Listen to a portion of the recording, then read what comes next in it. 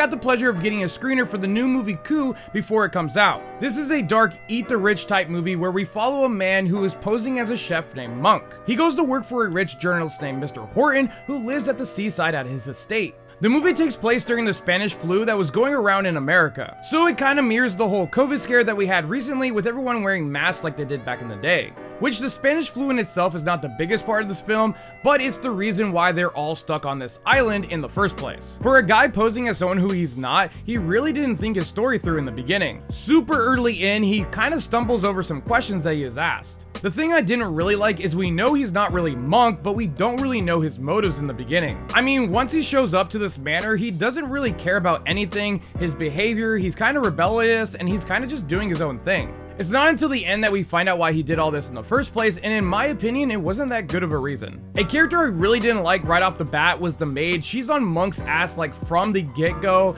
and she's just really by the book and just not very nice. I did like the other help in the movie, they were fun and they were pretty cool. For a dark comedy, I didn't really laugh that much, but there was one funny moment where Monk says, "You can kiss my ass, Nancy boy," and Mr. Horton says, "Wait, what'd you say?" And he corrects himself and he says something different, and that scene was actually pretty funny. Monk tries to get the help to turn against Mr. Horton, acting how they want and changing the rules. Since they're helping the family and they're putting their life at risk by having to go to town because of the sickness. They ask for more money and to live in the house since they live in a little barn out in the back. Don't worry, none of this is really a spoiler because this is the main plot of the movie and it happens early on. Once everything starts to shut down, they start running out of food. Monk suggests they start hunting, but Mr. Horton is completely against this because he does not like killing anything and he's also a vegetarian. Some of the plot points in this movie were not really my favorite, like the hobo reporting on the body that Monk was dragging out in the very beginning of the film. I mean, he goes into super detail to the cops explaining what happened. It was just super random and I don't feel like a hobo would do that. Also, for an eat the rich type movie, it's only really Monk who is messing with Mr. Horton.